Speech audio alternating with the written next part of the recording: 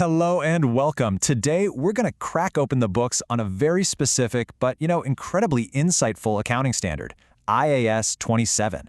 We're going to peel back the layers of these massive corporations to see how the parent company, the one right at the very center, accounts for its own financial world, totally separate from the empire it controls.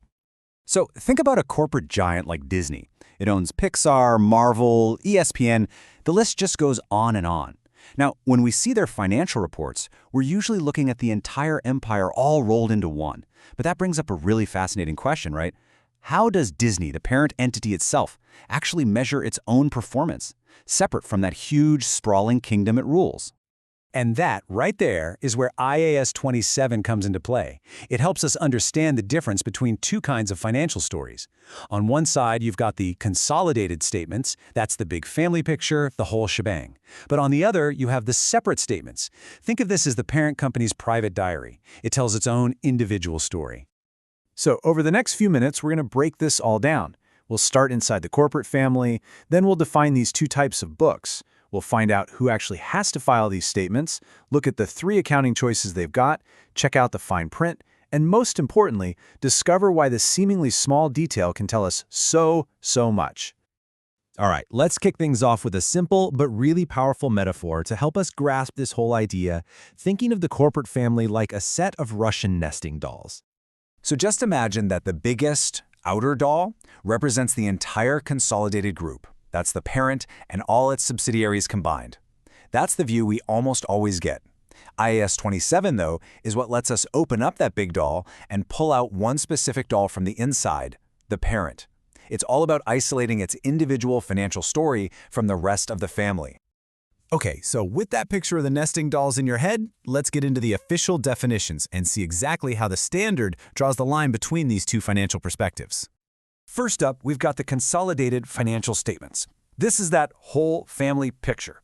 It's where the assets, the liabilities, the income, and the expenses of the parent and all its subsidiaries are just rolled together and presented as if they were one single gigantic company.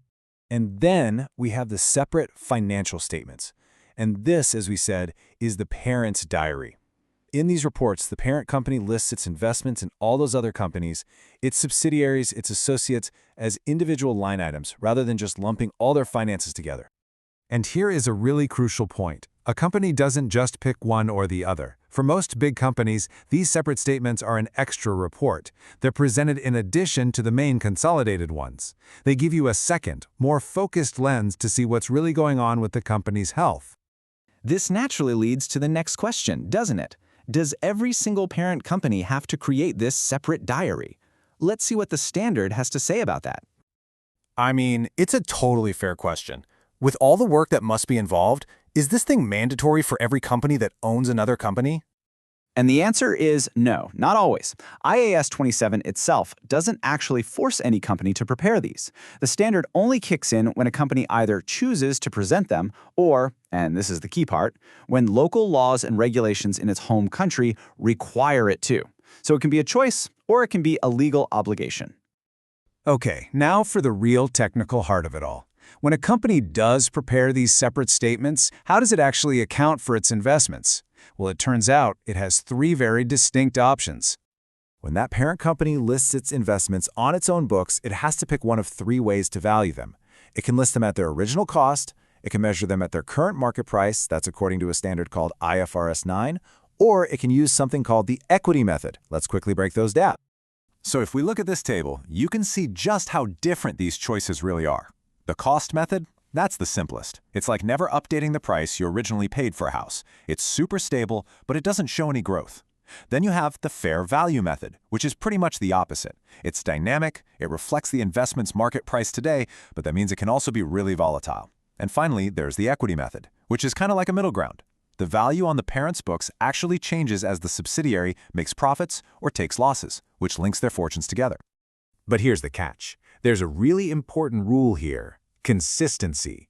A company can't just pick and choose methods for different investments. It has to apply the same method to each category of investment. So, for example, all of its subsidiaries have to be accounted for in the exact same way. This just makes sure everything is comparable inside its own reports. So, if you ever get your hands on a set of separate financial statements, what should you be looking for? Well, the standard requires some very specific disclosures. This is the fine print that really tells the full story. The company has to be super transparent here. It must clearly state, hey, these are separate financial statements. If they weren't required by law, it has to explain why it prepared them. And most importantly, it has to give you a list of its significant investments, the names, where they are, the ownership percentages, and it has to tell you which of those 3 accounting methods it chose to use. And this brings us to the final, and I think the most important question. Why go through all this trouble, right? What's the hidden story that these separate statements actually reveal? Well, the answer really boils down to one word: dividends. This is probably one of the most critical pieces of information you will ever find in these statements. The standard says that when a subsidiary pays a dividend up to its parent, that money is recognized as direct income in the parent's separate books. And believe me, that single detail is an absolute game changer. Imagine a subsidiary pays its parent company a massive billion-dollar dividend. Now, in the consolidated family report, that's just money moving from one pocket to another inside the same big entity. It basically disappears from view. But in the separate statement, that $1 billion shows up as direct income to the parent. It reveals the parent's standalone ability to generate actual cash flow from its investments. It shows you just how healthy the parent is all on its own, based on the profits it can pull from the companies it owns. So let's just sum it all up. The consolidated view, that gives you the big picture of the group's overall strength. But the separate view, the parent's diary, it reveals something much more specific. The parent's standalone performance, its capacity to receive those all-important dividends, and even its own direct debts and liabilities, completely unshielded by the wider group. And that leaves us with a pretty powerful question to think about.